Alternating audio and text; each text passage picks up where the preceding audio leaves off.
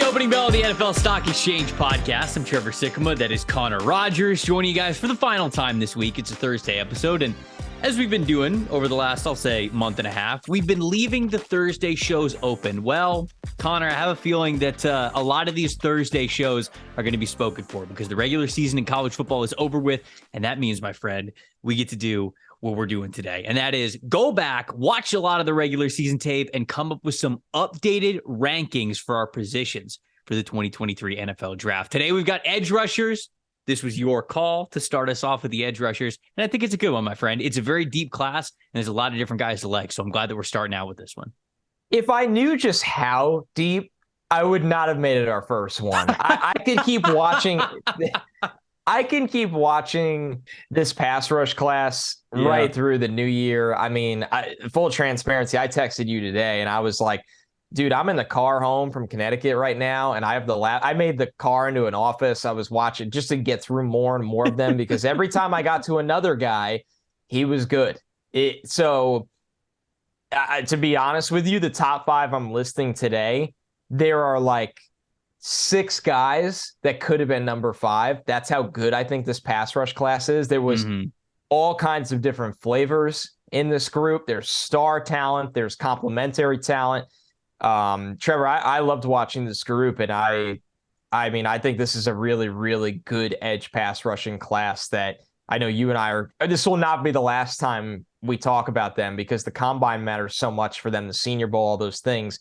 But man, I don't know if you agree. I was blown away by this group. Yeah, I got through 9 guys, and I don't want to say like final reports, but it's kind of like what Dane was talking about when he was on our show a couple of weeks ago. Like, you just want a really good film baseline for these guys as you go into All-Star season and then Combine season, Pro Days, whatever it is. You just want a really good baseline for film. So I did that for 9 of these edge rushers, and I was telling you in the pre-show, there's already a couple of guys that I didn't get to yet that as we do this again in, say, I don't know, month and a half, whenever it is, if we do it right before the combine, if we do it right after the combine, right after, whenever it's the next time we get a full positional ranking reload, I mean, I'm going to have a lot of these guys continue to be watched, but we're trying to chug along. We're trying to give you guys this content, a good baseline for what this edge class is. So we'll structure it just like we did summer scouting. We'll go 5 to 1 in ascending order. And then we'll also talk about some of the guys that didn't make the list, because I believe you said that you got 12 reports of guys done. I got 9. So I'm sure there's going to be plenty of players that are also very jumbled throughout numbers 6 through 9, 6 through 10, whatever it's going to be that we're going to talk about here. So, I mean, without further ado, buddy, if you want to start us off here with who you have at number 5, post-regular season, early edge rankings, if you will, who you got here at 5? So I will fly up the disclaimer now, and I know it'll still be in the comments. I get people miss things. I purposely did not watch and write up Lucas Van Ness from Iowa because as Trevor and I are sitting here recording the show, it is very undecided if he's going to declare. And we put a lot of resources into each of these scouting reports. So I will wait until he makes that decision to go down that road. But I am well aware he is a highly regarded player if he opts to enter this draft. So knowing that, number 5 for me, Trevor, huge riser compared to Summer, where I just didn't view him as a top 5 guy. Probably just missed, honestly. Man, I love BJ Ojulari. I love him. I know what he is, right? And do I think he's a star or going to be an NFL star? I'm not even there. I think when I look at Ojulari, he can rush the passer. He's got leadership traits. He's got work ethic. He's got a pass rush plan. He's got burst. I don't think he's an NFL run defender right now. I don't think he's going to be for every kind of NFL team at this very moment, but he could definitely grow into that player. But, I mean, here's the scoop on Ojulari for me from what I saw watching him. 6'3", 249. He's a team captain. I thought his best trait was speed rush ability. I thought his trait that needs the most work is just his overall power in his game. Awarded the number 18 at LSU for displaying high character, both on and off the field. Team leader. He this year had 5.5 sacks, 14 quarterback hits, and 26 hurries, and that was a 17.7% pass rush win rate. Stand-up rusher with burst and agility, can dip his shoulder and turn the corner to win the outside. He got quite a few tackles with that ghost move where they shoot their hands and you duck right under them, and it's like they're gone. A couple more things on Ojulari. Counters stalemates with the spin move. Whenever he gets locked into a stalemate, he understands how to spin into the pocket. He beat Georgia's Broderick Jones quite a few times in the SEC championship. And something I value, I put a lot of weight on athleticism with edge rushers, but I also put a lot of weight on matchups. And you will hear that in this show quite a bit, different matchups. Are you going out there and getting it done versus guys that you're going to see in the NFL? And seeing Ojulari kind of outclass Broderick at times, a player that I really, really like, that was impressive to me. I just don't see a ton of power in his pass rush arsenal, and that kind of carries over to his run defense, Trevor. Right. So I think Ojulari next year or this draft will be a second to third round kind of pick, probably second with his pass rush traits and character. I think he'll be on the field on passing downs as a rookie while he gets stronger and learns how to be a more consistent, set the edge, tough kind of guy in the trenches. But he's going to get after the quarterback right away for you somewhere. Connor and I did not discuss our top fives at all whatsoever going into the show. We never like to do that because we want the conversations to be organic. We want the reactions to be organic. We don't even discuss who we watch. Right. We really don't. Well, yeah. So we leave this to be as organic as possible. But I also have our Ojulari. You love to see it. So the podcast synergy.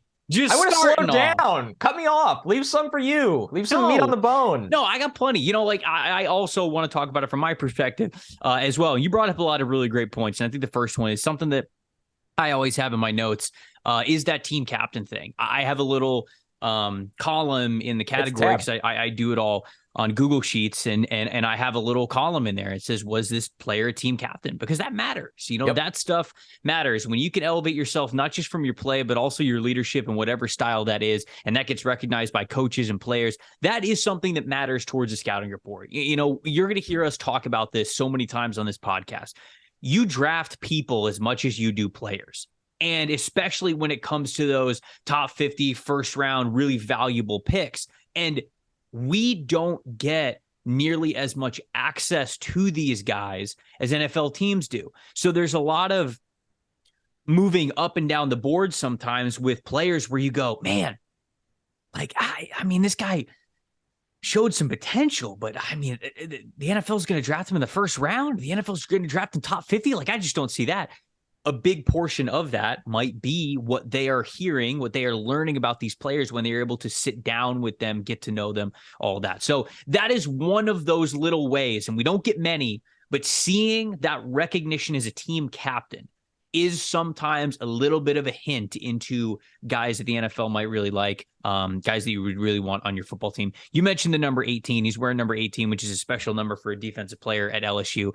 I found this quote from Brian Kelly, who's new, obviously, his first-year head coach there, but he understands the significance of that number. He said, quote, "The number 18 is the player who brings all of those traits of someone who is a leader in extraordinary manner. The attention to detail, great focus, representation of the program, all in a positive way in the classroom, in the community, on the field. His teammates, coaches, and the entire staff believe that B.J. Ojulari embodies what the number 18 represents.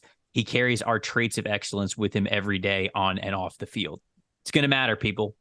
If you like Ojulari's tape, which I do, I know Connor does as well for him being at number 5, that's something that's going to matter a lot. So that's something that definitely makes me feel like Ojulari is a good candidate to be a first-round pass rusher in this class. I'll get to a little bit of the tape because you mentioned some of the PFF stats that I would have rattled off, but certainly an athletic dude. Good athletic baseline for explosiveness, quickness, hands, change of direction, everything, man. He just feels like a very overall good athlete. And I think that that's the first thing that you notice. He's decently flexible, when he wants to attack the outside shoulder, when he's trying to turn the corner, when he's changing direction. Love that about his game. I also love how fast the hands are. I mentioned it right there, but just the emphasis of how quickly he'll chop, how quickly he'll swipe, how quickly he can hit a swim move on you, whatever it is, man. Those hands, they move really fast. The biggest weakness that I think is in his game. You mentioned him hitting a spin move, and I watched him hit a spin move a couple of times when I was watching his tape, but he doesn't do it nearly enough. Yeah. For a player who is, and I have this in my little summary of him, I think he's a speed rush specialist. That's what I think he is right now. That's clearly his bread and butter. That's his strength. That's where he wins. For someone who makes a living attacking the outside shoulder, getting up the arc, bursting out of the snap, trying to get around the edge as often as he does, man, you throw an inside move in there every now and then, you get a little inside counter, you start to make those offensive tackles, even the best ones, like you mentioned with him going up against Broderick Jones, even the best ones, if you get them to hesitate a little bit, he's so fast up the arc. He's all of a sudden going to become this guy who you don't just have to play in third and long situations. Like, that's a guy who can get after the pocket, get after the passer in a variety of different ways, even if strength isn't the biggest strength, full pun intended, to his game.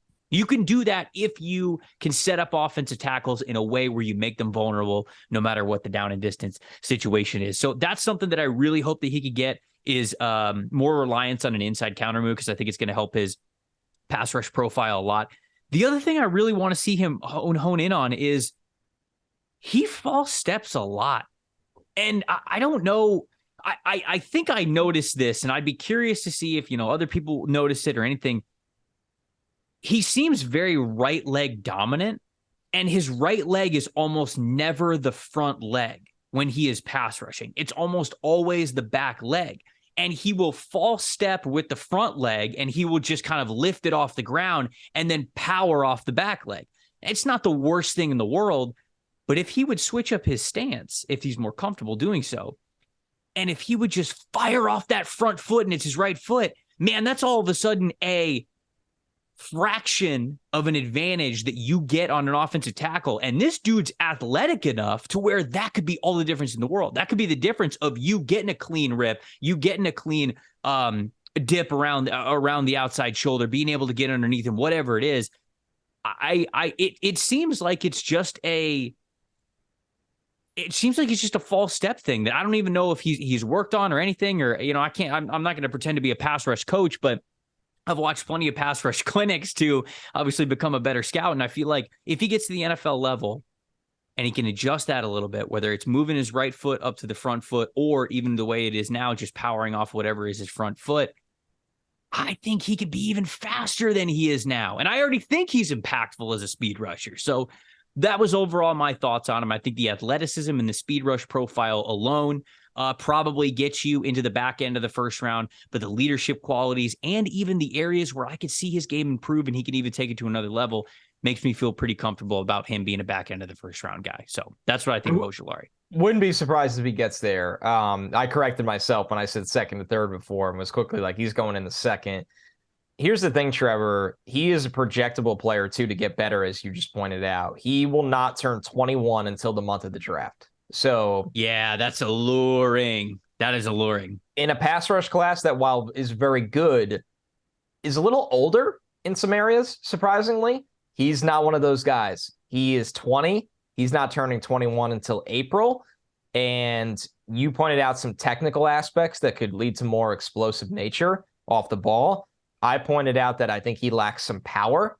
Well, guess what? 20-year-olds are a lot stronger when they're 24. It's a big growth area. So this podcast is obviously very high on Ojulari. I think I loved Aziz. Think BJ's a totally different kind of player.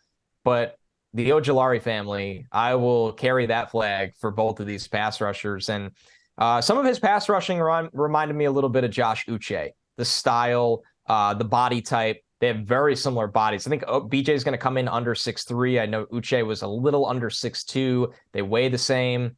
There's definitely some comparisons there. That's not my final comp I've landed on, but definitely some shades of. I'm looking at the mock draftable. Yeah, he's taller, and I think he's got. Well, Uche's got long arms for a shorter guy. He did have long arms. Yeah, he had 33 and 5/8. That's 90th percentile for. Oh, I got him at there. This is going linebacker here. Hold on. Let me see him versus edge rushers. If we did edge, it's about 50th percentile. But he's 33 is usually the threshold. Yeah, right. Well, for sure that you would want as a pass rusher, definitely. And I think that Ojulari is going to hit that. You know, I do think the back end of the first round is realistic for BJ, but you know, his brother Aziz went second round. Josh Uche went second round. I mean, I still think top 50 is a more safe thing to say with BJ Ojulari because you're getting the front part of the second round in there. But I really do. I think that that's his range. There's a lot of things to like. You mentioned some of his experience. He has started 24 out of 34 games in his 3 years at LSU. And you might say, oh, well, hold on, that's a decent gap. Like there was a lot of games where he wasn't starting. Well, he didn't redshirt. So his true freshman season, he was playing in all 10 games. He just didn't start most of them. He only started one of those games. So they felt the need to get this guy on the football field that they didn't want to redshirt him. So I just want to put that into context as well, that they felt like this guy was good enough that they wanted to get him some experience right away. So if I asked you how long Micah Parsons' arms are, what would you say? In my head, I don't think Micah Parsons' arms are that long. What are they? 31 and a half. Yeah, I didn't think so. I'm like picturing Micah Parsons, and I feel like his wrists don't really go that far past his waist. It's just funny to me. I do value arm length. I really do. But arguably the guy that's going to win Defensive Player of the Year has 31 and a half inch arms. Nick Bosa's are 33. I mean, it's good, but it's just funny to me how much time we spend on it.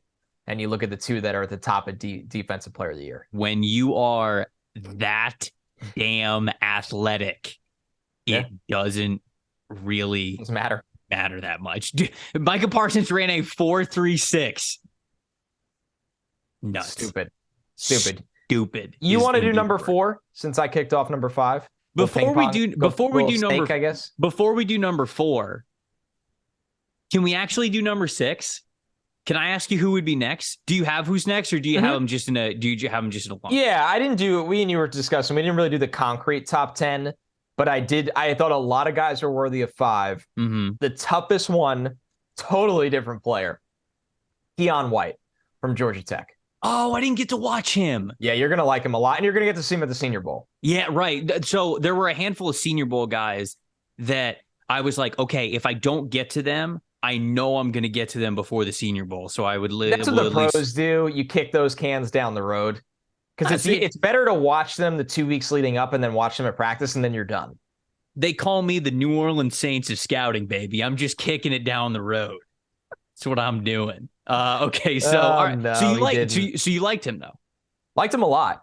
Really liked his floor with White. It was funny to me because you get into this combo of like Nolan Smith has a higher ceiling. Nolan Smith was in contention for number 5. A couple other guys, but we'll do them after the show. Yeah, Keion White. He great size. I mean, he's going to play around 285. He's going to test really well. Damn, he's 285. He's a big boy. That is thick. And he plays quick. I've seen him run down the field on wheel routes. Love that. He's got a really, really good skill set. So Keion White's going to be a big-time riser. He transferred from Tech from Old Dominion. He missed the first 8 games in 2021 from an offseason, from a spring injury, and then he got his full season this year with Tech. And 7.5 sacks, 4 quarterback hits, 29 hurries. Pass rush win rate was 19.5%. They move him around a lot of alignments, all the way from 5 tech all the way out to 9. So for a heavier guy, he does play wide at times. Moves very well, very active, very strong at the point of attack against the run. He's a really good run defender. And get this last one, Trevor. He moved from tight end to defensive end in 2019. So the best is ahead for Keion White. Damn. I love that too. I love when guys played both sides of the ball, no matter what positions. It's always such a great experience. What about you? Number 6. Number 6 for me was Byron Young, the edge rusher from Tennessee. The one guy of yours that I did not watch. So, I mean, Byron Young, I talked about him a little bit when we went through summer scouting. Yeah, his story is very interesting. He played high school football for a little bit, did not have any offers coming out of high school, was in the class of 2017, and that's going to matter because he's an older prospect. It just basically was like, football is not really for me. I'm done after high school. He was working at a Dollar General when there was a flyer that somebody put up for football tryouts at Georgia Military Academy. And he tried out for it and he made the team. And a year later, he was the number 10 JUCO player in the country. And you watch him now at Tennessee over the last 2 years and you go, how did this guy slip through the cracks? Because we have talked about him. He is twitched the hell up, man. He is, I think it's straight up 6'3", 245 pounds. That's what I have him as. Yeah. So, I mean, like he's got nice measurables for an edge rusher, especially given his profile, which is a speed rusher. This man explodes off the line of scrimmage. He has got excellent change of direction. He can really bend and round out a corner. I mean, when we're talking about TE stunts where a tackle is taking on a couple of blocks and they're trying to free it up for the defensive end to be the looper around the middle and just come up the middle to a free A gap. Holy cow, it's the most terrifying thing I've ever seen. When that happens and he gets clean, if I'm the quarterback, I'd quit. I'd quit the sport mid-play with how much speed he's got coming up the A gap. It's beautiful to watch some of his best plays in that regard. Doesn't play with as much strength as you would want. And for a guy who is obviously brand new to the game, was just playing at Georgia Military Academy just 3 years ago, he doesn't have a lot of pass rush profile to him. Like he just doesn't have a lot of moves to go to. And because of that, if the initial burst, if the initial up the arc, the initial rip, whatever it is where he's trying to attack the outside shoulder, if that doesn't work, he doesn't really know how to disengage. Like he becomes very neutral as a pass rusher at that point. But the athletic ability is just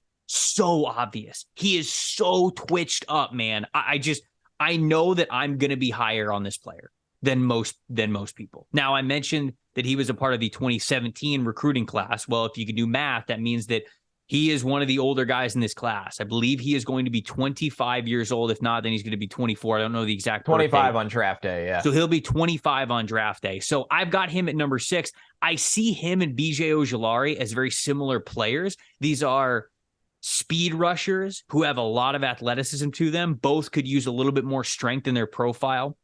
I think that Ojulari is a little bit more refined in the pass rush ability that he has. He's got more initial moves. He's got better counters, whereas Byron is still learning those things.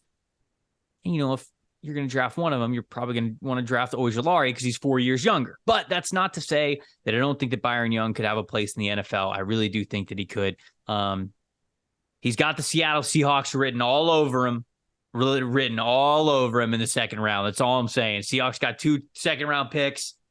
I could see it happening, man. I love the athleticism this dude plays with. He's got decent strength for run defense too. Although if he gets stronger in his pass rush categories, he'll get stronger when holding the line of scrimmage too. So that's kind of what I thought with him. I don't see any false steps from him. He really knows how to blast off of that front foot, not waste any motion there. And I think that you see that with how much success he's able to have. So it's still all coming together for him. But I had him at number 6. I wanted to shout him out there, but You still want me to go to number 4? I can start at number 4 if you want. Yeah. Unless you need a breather here. That was great on Byron Young. I'm excited to watch more of him. I know he had some big weeks during the season. We've talked a little bit about him before, but to fully evaluate him, the old age versus talent versus backstory debate is going to be a good one with him. My number 4 is Nolan Smith, the edge rusher from Georgia, 6'3", 235 pounds.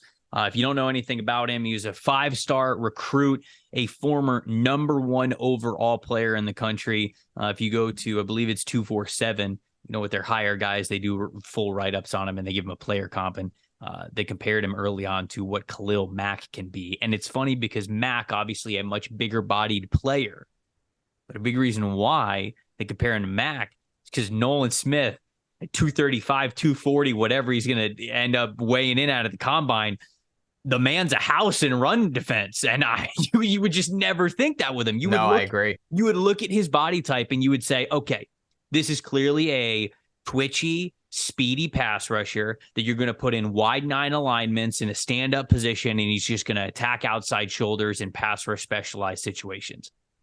He does do that, but then they'll also put him hand in the dirt at 5 tech sometimes, and he'll go straight up against offensive tackles. You know what the crazy part is, Connor? He'll win. He'll hold the point of attack. He'll He'll get his arm straight up into the chest of offensive tackles, and the second he knows where the running back's going, he will rip them to the side. I cannot believe how strong he is when it comes to engaging with those push-pull techniques, or the bull and rip, whatever you want to call them. I mean, he is such a good run defender, and I think for that, he's got a fantastically high floor to him.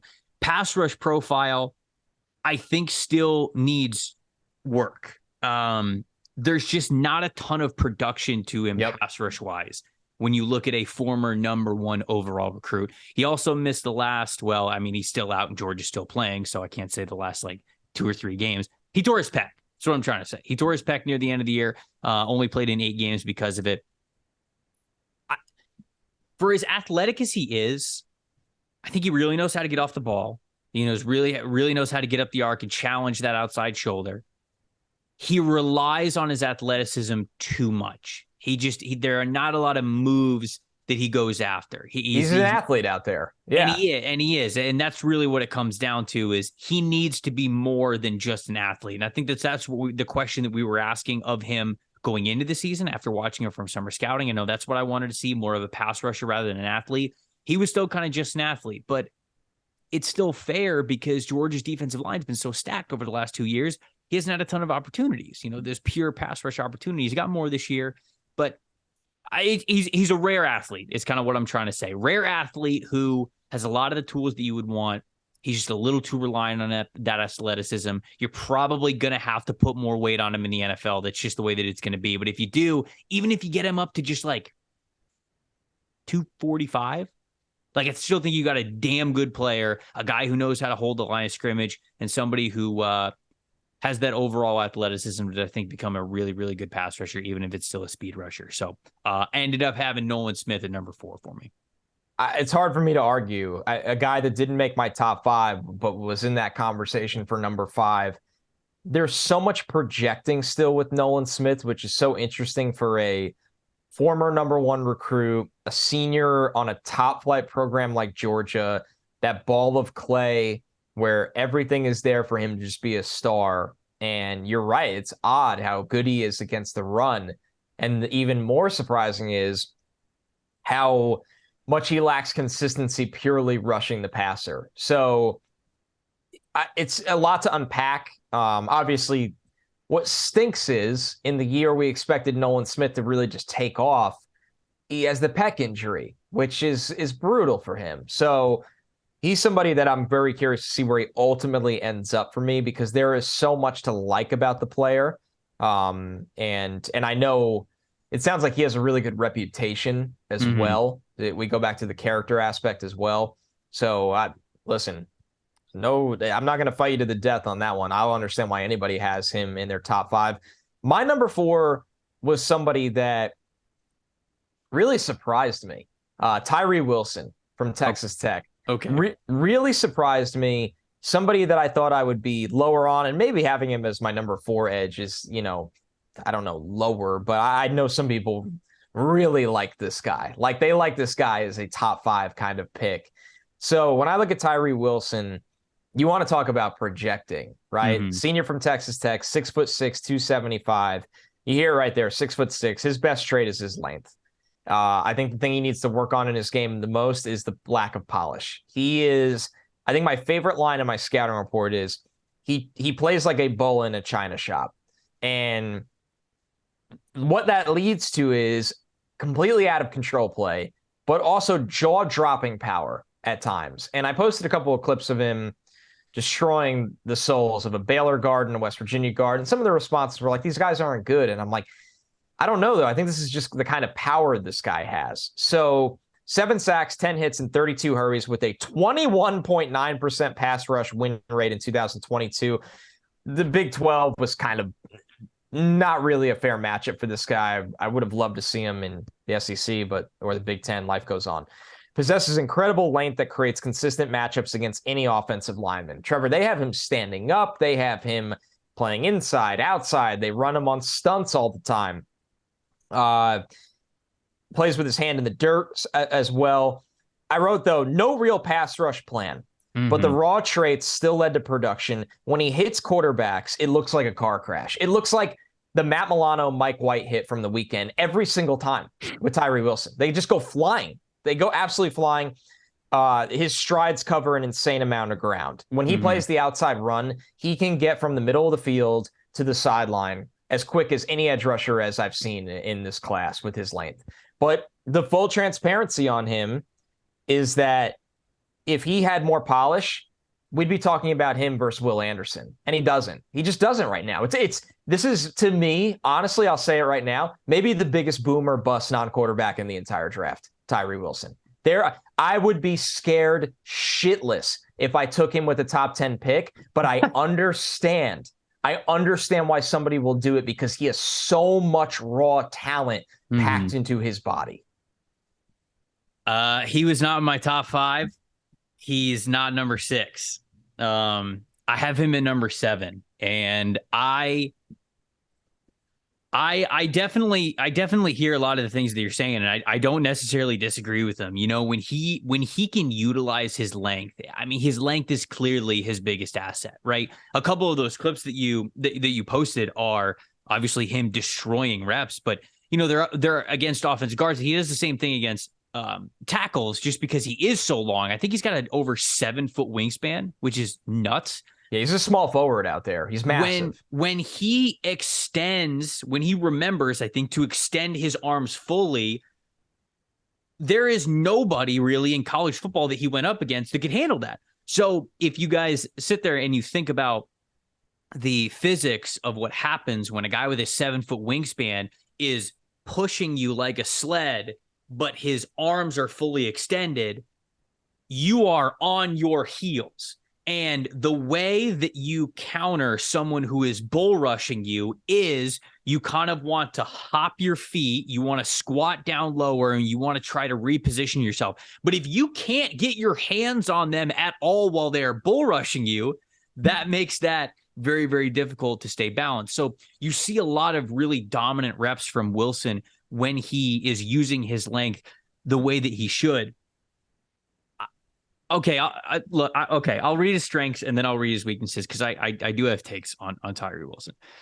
Strengths, obviously, wingspan over 7 feet. Understands attacking the half man. I do think that this is something that he understands a lot. And when I say that, I mean when you pass rush, you want to split a guy in half, right? Like if you're attacking on the outside, you want to split him in half. You want to attack the outside of him. You know, don't worry too much about the other side of things. Try to attack the half man with your full body. That way you can overpower that side. That way you can get around the edge, whatever it is. He understands attacking the half man with his length, and it makes it very difficult to stay in front of him. Long arm, obviously very effective when he can hit the chest and lock out. Almost no player is able to regain leverage once he does this. Here are my weaknesses for him. And I watched 3 games of him, and I have a feeling that by the end of this draft process, because I've seen so many people mock him in the top 5, top 10, that I'm going to have to just watch all of his games to see where everybody's getting these kinds of projections. You really need to. He's the projection guy, man. Like there's just no way around it. He could be an all-pro in 4 years, and I don't think he'll be very impactful year one. Full transparency, I really don't. It's the great hope because the flashes are crazy. They're crazy. They're definitely crazy. So here's my weaknesses for him. The Trayvon Walker comps don't hold up. I don't see him like that at all. Anybody who says, well, Tyree Wilson's like Trayvon Walker last year, don't hold up. No, he's not like Trayvon Walker. He's not nearly as explosive, not nearly as twitched up, not nearly as flexible as Trayvon was last year. And I even thought Trayvon was a projection. I think I had Trayvon Walker as like edge 5 in that class, right? I know he went number 1 overall, but I had him at edge 5 in that class because of the projection that he was. Obviously, Tyree Wilson plays very upright when he's in a 2-point stance. I mean, he's huge, so that's tough to argue against. This is my biggest criticism of him. I don't think he consistently plays violent enough. I just don't think, like, when he's bracing for contact or when he's going up against offensive tackles, you can point out plays to me that he does play violent. But I'm watching full games of him, and I don't see it for most of the game. Like, I feel like it's soft contact. Like, it's just, I did not see violence from him. And when I am looking for players on the line of scrimmage, it is, like people say, it is small car crashes every single snap. And I just did not feel like Tyree Wilson played with that kind of intensity, with that kind of violence. I also felt like he was one of the last people out of his stance almost every time. Now, he can make up for it because he's got his length and he's a momentum mover. He's a momentum athlete, if you will. But I thought his reaction time was a little bit slow. Getting out of his stance was a little bit slow. And I didn't think that when he finally made contact with these guys that he was that violent. So, I mean, his length is definitely going to be coveted. God simply did not make many humans like Tyree Wilson. And there's a lot of areas where he can improve. I also think that he has a false step. That's something I noticed that he get cleaned up. So maybe that helps him with pass rush a little bit. But he doesn't really have a plan outside of just being bigger and longer than other people. The long arm's brilliant, but he doesn't have too much outside of that. He's basically winning right now off of being uniquely built. And that gets much more difficult in the NFL when offensive linemen not only get bigger and stronger, but smarter. They get very smart as well when you get to the NFL. And I just don't think he's a violent player. I want violent football players on my defensive line. So, man, I just didn't see what Tyree was. I was wondering how high you were going to have him because I figured that we were going to have this discussion. I'm curious as to what people think. So I'd love to hear you guys' opinions if you've watched him in the chat. But I get the allurement. I wouldn't be picking him top 10. No way. No way would I be picking him top 10. But that's just my opinion. No, I totally get it. How do you give him that one off my chest? No, I mean, you hear me talk about him. It's not, I think there's so much risk and so much potential reward, and it's going to happen. So it's tricky. Who you got at number 2? Oh, sorry. I didn't mean to cut you off. I say, whoa, number 2. Oh, wait, we're at number 3. Sorry, I can't do math. Number 3 for me is Myles Murphy. So we're going to have the same top 3. Wow, that surprises me. That shocks me. All right, that shocks me. It's a great day, okay. Great day, baby. God, we are just good. God. I mean, all right, let's get Myles Murphy done so we can get to the fun. No, I'm just kidding. No, Myles Murphy's still fun. Myles Murphy is a great player, and I want to make that very clear. Myles Murphy is going to get a lot of labels as not living up to the production, and I don't really agree with that when you watch his tape. Now, what I will say for Myles Murphy, 6.5 sacks, 7 quarterback hits, 21 hurries this year. That's a pass rush win rate of 14.3%. That's not an alarmingly great number, but this is somebody with a pro-ready long arm. I mean, his ability to execute the long arm is going to work against NFL offensive linemen. He has a nice push-pull for his size. For a guy that's 6'5", 275, I think he'll honestly play closer to 280 in the 280s. He can turn the corner a little bit. He's asked to read and react. We've talked about this over the summer. His ability to read and react and contain against the run is excellent. He's a great run defender. I love his effort. I love his hustle. I love his power. He's a very high floor player. Very high floor player. I think Myles Murphy comes in from day one, and he's at least an average starter as a rookie, which is a wild accomplishment for any rookie on the defensive line, with a ceiling to grow into much more. So I was a big fan, really, really big fan.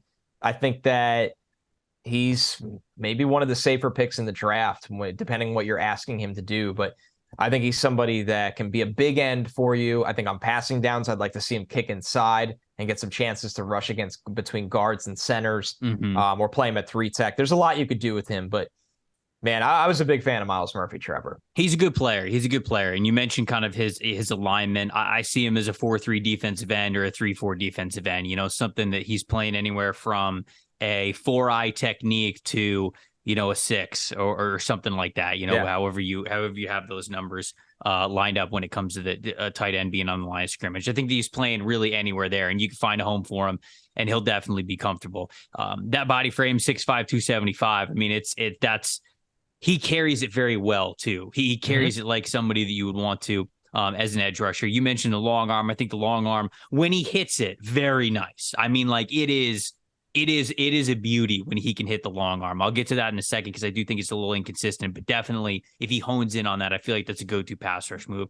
The push-pull is fantastic with him because he's got the long arms, he's got the strength to him, he's got the leg drive, so he can immediately knock offensive tackles back, and then he can immediately, discard them one way or the other. He's very good at that. I also watched him hit a club rip a couple of times, ripping past that outside shoulder, which I'd love to see. So he's got a decent pass rush profile to him. This is a former 5-star guy from the state of Georgia, number 3 overall player in his recruiting class. I'll note this too. Remember, he's 6'5", 275. We mentioned that. Was on Bruce Feldman's freak list with a 405-pound bench press, a 505-pound deadlift, and a 40-yard dash time clocked in the high 4.5s. If you're 6'5", 275, and you hit anything in the 4.5s, I'm going home. I'm locking the door. Yep. I'm hiding behind the couch. It's pretty awesome. I'm turning off my cell phone. When you look at his strength, he's explosive for a dude that's his size, which you love to see. I mean, the athletic profile is why he was so high of a recruit. Good anchor and run defense. Love that. I think that puts a high floor on him without a doubt. He can even take on doubles when they're coming his way against duo blocks. When he really gets into his bull rush, he is very effective, especially when he can pair it with that long arm move. And I'll say this, hand placement and overall arm technique can be a little inconsistent. When he hits that long arm, it's really good, but too often he won't lead with it and he'll give players his chest. And I don't really know why. There are a handful of times when I was watching, I think I watched 4 games of him where, he'd attack the offensive tackle, and it's almost like he's just like going to give him a hug. Like he's got to get the elbows in, he's got to get the arms out, and if he does that, man, he's just a terror for offensive tackles. But the hand placement's a little inconsistent there, and unfortunately, when he does not do that, it negates his biggest strength, which is his size and his athleticism there. Even if he's got a really good speed to power move because of how fast he's going at the line of scrimmage. Weaknesses: he doesn't have a ton of rush moves. I feel like he's inexperienced in that area. Would love to see him develop an inside counter. I don't feel like he hits the inside move too much, but overall, I guess spark notes of the player, my little summary here. Powerful player in size and explosiveness, versatile enough to play in a 3-4 or a 4-3. Hand usage, pass rush moves, counters, need a good amount of work before he's an effective pro at the next level. But it did get better as the year went on. I wanted to note that. I like watching tape in succession throughout the year to see how much guys got better throughout the year. And I think that he did get better throughout the year. That South Carolina game at the very end of the year felt like his most complete pass rushing game, which was good to see. High floor run defender, but a raw pass rusher right now. So I liked Myles Murphy. This is another guy who I see Myles Murphy going in the top 5 of picks. And now watching his film again, getting back to the regular season, I would go, okay, I'd be comfortable with Myles Murphy, like 8 to 15. I'd probably be most comfortable. I liked him. I didn't love him. Right. I think he is a good player. I'm almost sure of it. And that's not something we say often. Right. And look, if he tests freaking out off the charts, then obviously that's going to go into our profile because that goes into, okay, we are confirming what he can be. But from the film, from me thinking that he's going to get a little bit better in that area as well, I see him as a top half of the first round guy, but he's not a player that I would put in the category of like, okay, it's Jalen Carter, it's Will Anderson, and then like we're getting Myles Murphy and we're cool with it. Like I do think that there is a significant teardrop there with him, but this is a really good football player, and I think he can be a starter in the NFL for a long time. All right, number 2. Great day to be a great day. Wait, before we get that, before we hit it, got to talk to you about our friends over at Mojo. What did I say last time? Instead of the Tom Brady line, Brock Purdy. Who am I going to say this time? What if you could have invested in Mike White before the season? If you would have invested in Mike White's individual player stock with Mojo before the season, your investment would be worth $10 billion right now. Unbelievable. You guys could have retired. Okay, maybe not that much, but it is a fun concept. And now it's not a matter of what if, but it's a matter of who is next, because Mojo is the all-new sports stock market that lets you invest in your favorite athletes and cash in on your passions. Sign up right now in the Apple App Store to get your first stock for free, worth potentially, this is real now, up to $10,000 because of how how much you can go up here if a player really plays well and you hit it early. Over 300 players are listed on Mojo, so you get invested in rookies like Drake London, like Garrett Wilson, comeback guys like Saquon Barkley, Geno Smith, superstars like Patrick Mahomes, Lamar Jackson, anybody. Go long and make your money when an underrated diamond in the rough hits it big, or you can even short sell an overrated rival if you think they're going to flop. Prices move with every play, every game, every headline, so you can buy and sell instantly anytime all year long, so that action never stops. Mojo is live in New Jersey right now, so download Mojo in the Apple App Store today. Start turning your playmakers into moneymakers. Must be 21 years or older to use Mojo, and located in the great state of New Jersey to make trades. If you got a gambling problem, help is available at 1-800-GAMBLER. Visit mojo.com for more info. We got 2 more spots. And I think we got 2 obvious players that are left for the top 5. Connor, I'll give you the honors, my friend. Thank you. It is a great day to be a Great Dane, because this player originally comes from the University of Albany and has entered the national spotlight with an incredible season in the ACC for Florida State. Jared Verse. Let's go! Let's go, man. Jared Verse is my number 2 edge rusher in this draft class. I didn't really have a lot of reservations putting him there, to be honest with you. I loved everything I saw from Jared Verse this year, his first year in D1 FBS. 7.5 sacks, 2 quarterback hits, and 22 hurries on just 167 pass rush snaps. That is a 23.4% win rate, a alarming number. Can effectively play standing up or with his hand in the dirt. Powerful hands that jilt offensive tackles. When this man's hands connect, it stuns them. It stuns guys. It looks like a heavyweight fighter coming out of the corner and throwing his hardest hook. And the opposition is just like, where am I right now? Converts speed to power. I think he might actually be the best in this draft at converting speed to power, including Will Anderson. Has read and reactability against the run, plays with a lot of effort that jumps out when pursuing the ball carrier or quarterback. No play is ever dead for Jared Verse. Couple things in the pass rush arsenal, Trevor. Bull rush, club, arm over, spin move. I mean, this dude came from Albany and has had 1 year in the Power 5, 1 year in the FBS. And he has more polish as a pass rusher than most prospects you'll see. I mean, really, and honestly, I think towards the end of the year, he was a little banged up. You can kind of notice it when you're watching when you're watching the tape, you could see how banged up he was. If a team drafts the Jared Verse that was ready for the first 6 weeks of the season, and I know you, and I really am excited to hear what you have to say, because I know you've spoken with this very, very bright young man. I think he could be a star in the NFL. I love him. I would take Jared Verse in the top 5 over Myles Murphy or Tyree Wilson. And I haven't seen him anywhere in that conversation. I'll say it right now.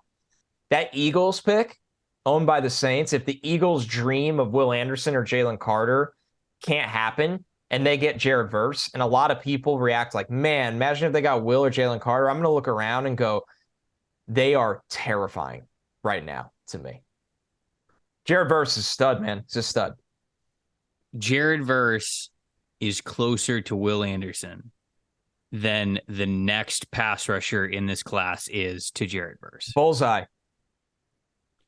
Jared Verse is a lot closer to Will Anderson than whoever's going to come up next after Jared Verse here, sitting at number 2. I also have him number 2 overall, and it's because, I mean, you did such a great job highlighting it.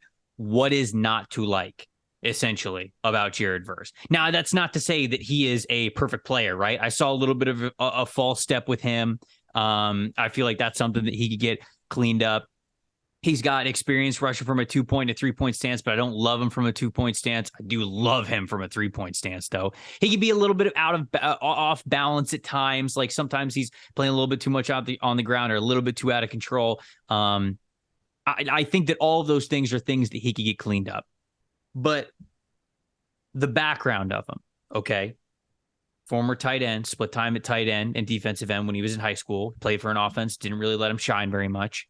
A lot of teams wanted him to play tight end, but he really wanted to play defensive end. Ends up going to Albany because Albany said, hey, we'll give you a shot at defensive end. All right, red shirt's his first year. That second year was a COVID year. They didn't even have a season. And where a lot of these guys just went home, relax, buddy, Jared Verse got to work, okay? He showed up at Albany. I think when we talked, he told me he showed up at like 6'3", 210, 215. And during that COVID year, him and his dad built a home gym, and he just ate well, lifted iron. You could have just told me he ate iron and I'd have believed you, because when he showed back up at school, he said he was 250. He had gained 40 pounds over that year. And what happened? He was a conference player of the year. He's one of the highest transfer ranked players that you could find, goes to Florida State, and all of this stuff shows up. He's got a track background too, so that explosiveness that you see right out of the gate, that's from sprinting track. He was in a 4x4 team, I think, that then ended up winning states. He also was a high jump guy for his explosiveness. And you see this all when he puts the pads and the helmet on. All of this, the background is phenomenal for him. So you got to love where you're coming from in that regard. But you mentioned all the ways that he could win, man. I think he's a true 4-3 defensive end, because I love when he gets to put his hand in the dirt, he gets to start low, and he just gets to explode off of that front foot. He's got speed to power. He's got a long arm. He's got hand swipes. He's got a swim move. He's got a single and double arm chop to get these offensive linemen's hands off of him. He's got so much, man. It is so great to see a player that is athletically as gifted as he is, as strong as an ox as he is, and as advanced as he is, for not really playing defensive end that long. This is just his second year really playing. He's redshirted his first year, worked out his second year, played as an all-conference player in the FCS, and then he was a standout player in the FBS. There is so much to like about Jared Verse, and man, I'm with you 100%. In this class, even from what I've seen from all positions, I'm very comfortable with this dude in the top 10. He hurt his knee in week 4 or 5 of this season. I think he got rolled up on, or I think his teammate's helmet actually hit his knee, and he was wearing a brace from that point forward in the season. And I do feel like even though he was able to play, even though he was still able to be explosive, as the season went on, you could tell it was affecting him a little bit. So keep that in mind, you guys, as you watch this season, that first 4 games, I think he was fully healthy. The next, whatever it was, 7 games, I think that knee was a little bit banged up, especially as the year went on. But so much to love about his game. Lower body athleticism, the quick hands, the violence that this dude plays with. Violent dude. And like I said, I want violence on my defensive lines, man. That's what I want. Jared Verse, my number 2 pass rusher in this class, and a guy who I really do think could end up going in the top 10 in this draft. We talk about matchups. He saw Syracuse tackle Matthew Bergeron, who will be at the Senior Bowl, very highly regarded. He beat him up real bad when he was on Albany, and then he did it again when Florida State played Syracuse. And it's just more about Verse to me. If anybody really wants to poke holes and go, oh, who is he playing? Turn on that tape. Both games. So let this dude be a hand in the dirt pass rusher, and he's going to be unreal for you. He's the total package. Love it. Which doesn't leave a lot of surprise at number 1. I didn't think there was going to be, but number 1 for both of us is Will Anderson. So, Connor, after all of the hype, right, because Will Anderson went into this season as a potential top 3 pick, potential number 1 overall selection. When you went back to watch his tape from this past year, which a lot of people say is a down year for Anderson compared to what he was able to do the year before, what'd you see? What'd you like? What do you think about him overall as a player? I definitely think because of expectations, he didn't live up to them, and it would have been impossible to do so. I agree. I think so. There was a lot of attention his way. I think overall, there's a couple plays he missed that, maybe changed the advanced stats a little bit. I thought he was really good this year, Trevor. I thought when I watched him as a sophomore, I was like, this guy should be in the NFL today. And I don't think he built on last year. Honestly, I think he just kind of is the same guy, and that's good enough for me. to be the number one edge. So Anderson finishes the year with 10 sacks, 9 quarterback hits, and 36 hurries. He had a pass rush win rate of 19.3% in 2022. Keep in mind, he had 17 and a half sacks in 2021. So, sack production can kind of be a little, not fluky, but there's different variables there. He's a torpedo coming downhill on stunts. They love running Will Anderson on stunts, and it's a skill. He looks like a torpedo. His timing, his ability to get skinny, just how the kind of athlete he is. He can run the hoop. He's got this really, really good flexibility, I personally think.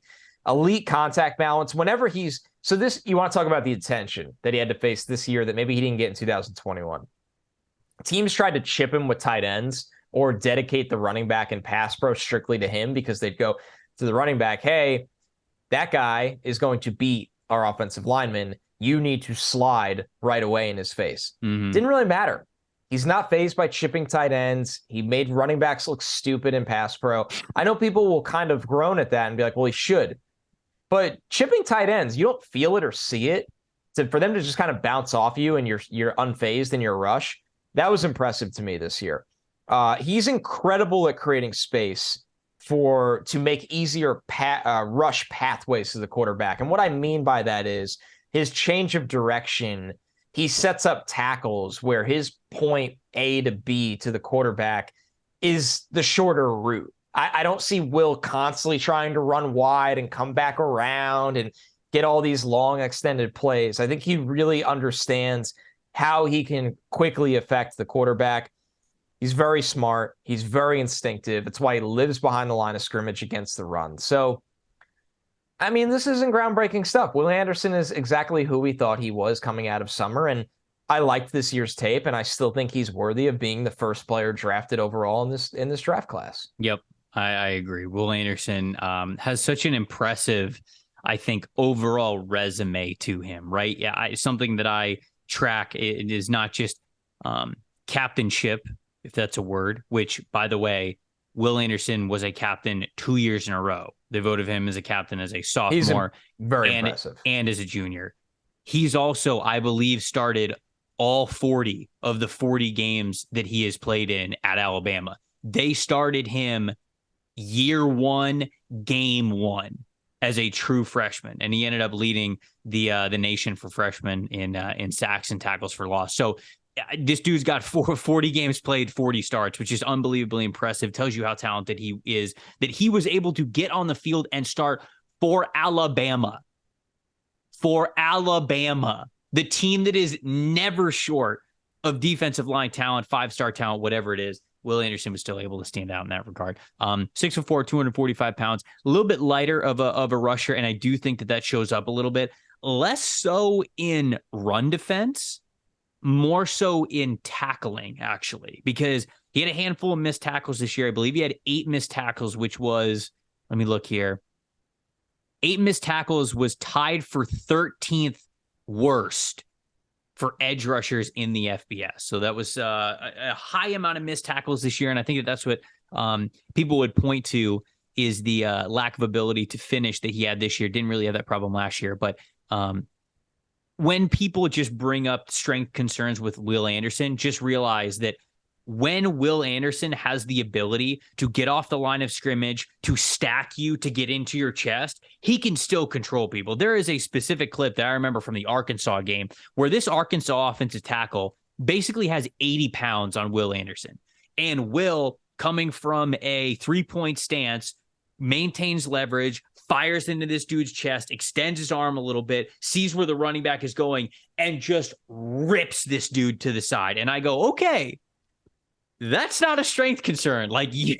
Clearly when Will Anderson is disciplined and he is following his fundamentals, which he does a lot, the strength is there. He knows how to manufacture that strength using really great leverage, using really great hand placement, really great technique. So all of that still exists with him. Now, if he's taking contact in a way that he's not expecting, sure, he's going to get bounced a little bit because he's 245 pounds. And like when it comes to tackling, you're not always able to square guys up and get your full body into it. That's when you really see that lighter weight show up. But I just want to say that he's got a lot less strength concerns than you would think for a guy who's 245 because of how technically sound he is. I will say this too.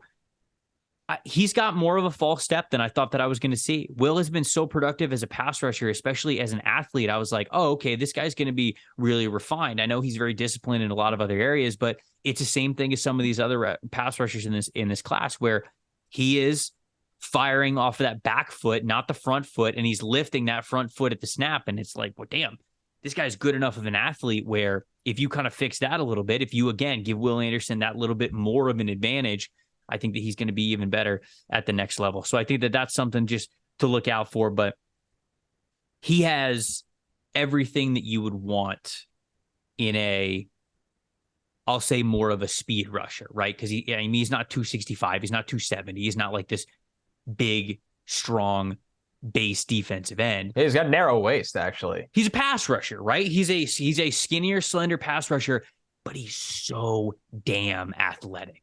When Will Anderson puts his foot in the ground, especially when it's in pursuit, I mean, he is on his horse and he will catch basically any quarterback, any running back out of the backfield. He takes that into his pass rush profile. Not as many pass rush moves as I thought. Now, it's not as, I almost said bad. I don't want to say bad. It's not as stark as it was for Nolan Smith, where I thought Nolan Smith is purely just living off athleticism. But I will say that I thought I'd see a little bit more in the pass rush plan, pass rush profile from Will Anderson, and where he does give you a handful of different moves. There aren't a ton in there. He honestly relies on his athleticism, his bull rush, his speed to power especially. He's a monster with speed to power. But he relies on that a lot more than he does the moves. So the moves, I think, will be coming in the NFL as well. But overall, man, I agree with a lot of the things that you said. Expectations were unrealistic at the beginning of this year. This is still a phenomenal player. This is the type of player, type of person too, I would say, from everything that we know about him, that you take with a top 5 overall pick. You don't blink. You don't blink twice. You don't think twice about it. So that's what I think Will Anderson is. Yeah, he's a better edge rusher than any of the guys last year. And we really liked Kayvon Thibodeau and liked Aiden Hutchinson and Jermaine Johnson and on. But he's just in a different class, right? He's just in a totally different class. He's, much closer to the Bosa, Chase Young. I'm not saying he's those guys from a traits perspective or skill, outlook, but just at the level of prospect he is. Will Anderson's really, really good. And I know this podcast won't just be getting bored with Will Anderson being the guy. It's just we call it like we see it. He's there. Trevor, before we get out of here, you want to just go over a couple names really quickly that are on the outside looking in, but maybe guys that we're really excited about their process and think they're really good players as well. Sure. 2 guys that I will mention that are kind of towards the end of my list. I already mentioned Tyree Wilson being 7 for me, so I won't mention him again. I got Felix Anudike-Uzomah, somebody who I liked coming into the season. I have him as edge 8 right now. I'm wondering if he ends up getting a little bit lower for me. I wonder if I actually got to think that he's probably going to be outside of my top 10. Because I have him at edge 11 right now. I liked him more in the summer than I did this year. Now, he did not have as good of a year this year. He's still kind of your classic, like, let me get his measurables right. He is, Google Sheets, sorry, 6'4", 255 pounds. So he's like a true 4-3 defensive end. He's a power player. He can bend a little bit, right? He's got the burst and bend, and that's a unique combo for a player who I think is as strong as him. The thing that bothers me about his game after rewatching him this year, he's on the ground a lot, man. He's out of control. I mean, he's just off balance way too much, and he's playing on the ground way too much. It's like, okay, this wasn't just like a couple of one-off things. Like, this is honestly a bad habit now. So didn't like that part about his game, but there are some athletic traits to like. The other guy that I wanted to make sure that I brought up is somebody that we talked about during summer scouting, Andre Carter from Army. Yep. I don't really know what to do with him because Army mainly plays him in this angled wide 9 alignment where he does not have to bend the pocket at all. He doesn't have to go up the arc at all. They just put him so far to the left or right of the line of scrimmage. They angle him. So essentially he just becomes a straight line sprinter to where the quarterback is going to drop back to in a 3 or 5 step drop. And it works. How often are you going to be able to do that in the league? I don't know. It's not real. And there are snaps of him playing a little bit closer, playing as a 5 technique guy. Sometimes I've seen him play as a 4-eye. They'll do that when they're close to the goal line or it's a short yardage situation. So I know that he has the ability to do it. And I like the hands. I think the hands are fast. I think he's a smart rusher, but his whole pass rush profile is just so streamlined to something that is oddly specific to college football. You just can't get away with that in the NFL. And so I do still like him because he is 6'7". He's got a unique build to him, but he's a high-waisted pass rusher. He's not going to win with leverage at all. He'll win with length, sure, but he's not going to win with leverage. And if you're not going to be very successful with leverage and you don't have a lot of flexibility and bend to you, how effective are you going to be if you're like a full-time 5 technique guy that you're going to play as a stand-up player, even a little bit further outside of that? I'm not too sure. So I actually like the athleticism of Andre Carter. I just don't know what to do with his skill set right now. So he's sitting at number 9 for me. Yeah, I'm trying to figure that one out as well. Weird season for Andre Carter. He had 4 sacks, and 3 of them were against UTSA in week 2. So he had some long stretches of, generating some pressure here and there, but in the mold how Trevor just described it, where while you get credit for the hurries, it's like, is this translatable to the NFL level? So I like him too, but I'm still not really sure where he'll land. Right now I had him as edge 10 ahead of Felix Anudike-Uzomah. Yeah, so okay. And then a couple of guys ahead of them, Derek Hall did some really good things this year from Auburn, Zach Harrison from Ohio State, who completely kicked the crap out of Jalen Duncan in the Maryland game, who's a highly regarded tackle. Yeah. He got him twice at the end of the game. Nolan Smith, Keon White, who I talked about as well. I did not finish reports on guys like Lucas Van Ness, like I said, because I want to see if he declares. I have to watch Mike Morris. I have to watch more Byron Young. And I really need to watch Will McDonald. When we started taping this show, or we're about to sit down and tape the show, I was wondering about his declaration, but I realized that he is 23, I believe, so I'm assuming he's going to enter the draft. And then Isaiah Foskey is another guy that I have, right in that Anudike-Uzomah territory as well. So this class is deep. This class is really, really deep, and there's a lot of work left to be done. Yeah, I think there's going to be a lot of edge rushers selected between rounds. I'll just say 2 and 4. Like those 3 rounds, I think are going to be littered with pass rushers. There's going to be a lot of edge players that are going to go within there. Really, the question's going to be, and I think the big question mark around All-Star Week and the Combine and Pro Days and everything is who goes round 1, right? Who gets elevated enough to that point? Because edge rusher's a premium position. And though it doesn't come with the draft tax that a quarterback does, we know the teams, if you need pass rushers, you're probably going to overdraft one to go take a chance on one you might like. The same thing goes for offensive tackles, and this is just one of those positions. So we know that there's going to be a decent amount of edge rushers that do go in the first round, whether we have that many first-round grades on guys or not. It's just, who do we think those guys are going to be? So that's what we think here on this podcast. Those are my 5. Those are Connor's 5. I guess I'll recap mine really quick. Number 5 for edge rushers, I had LSU's BJ Ojulari. I had Nolan Smith at number 4. From Georgia, I had Myles Murphy from Clemson at number 3, Jared Verse from Florida State at number 2, and Will Anderson from Alabama at number 1. Who did you have at 4? I can't remember. I was just about to. Well, I'll let you. Tyree Wilson. I'll let you say it. Go ahead. 5, BJ Ojulari for me. 4, Tyree Wilson. 3, Myles Murphy. 2, Jared Verse. 1, Will Anderson. So that's what we have. Those are our top 5s. You let us know who your top 5s are. If you guys have gotten into this edge rush class, you don't even have to have a top 5. You can just hit us up and tell us a guy that you like, a guy that you don't like, basically any thoughts that you've got on this group. We would love to hear them. Hit us up on Twitter at Tampa Bay Trey, at Connor J. Rogers. You can hit us up on Instagram as well as if you're watching this video on YouTube. Of course, we're reading all the comments that you guys have on the YouTube channel as well. That's a great way to connect with us too. Anything else you got before we get out of here, Connor?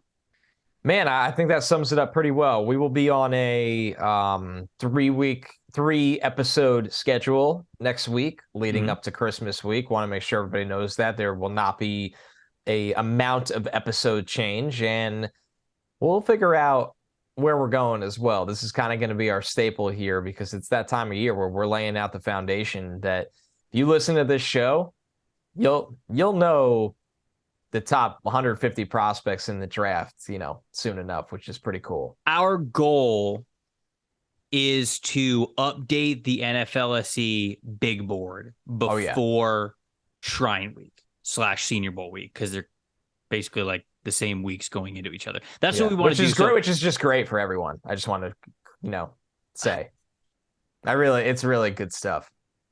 It's not, I mean, they're down the road from each other, so it's not a problem at all. Yeah, Vegas and Mobile, they're right there. I make that drive in my sleep. It's just a stone's throw. Yeah, no, of course. So I had to do it. So on Thursdays moving forward, we might throw some, mailbags in there to make sure that we can catch up with all the SpeakPipe voicemails that you guys have. But yes, we're going to try to get to as many of these position ranking updates as we can before we get to the big board update. I'm not sure if the math works out where we have enough weeks to get to every single position, but we're going to get to a lot of the important ones. And if we miss a couple, then, we'll make up for it with our thoughts whenever we update the big board. But that's kind of the plan moving forward. So that means the next time we talk to you, it's going to be what matters most. It's going to be a Monday episode.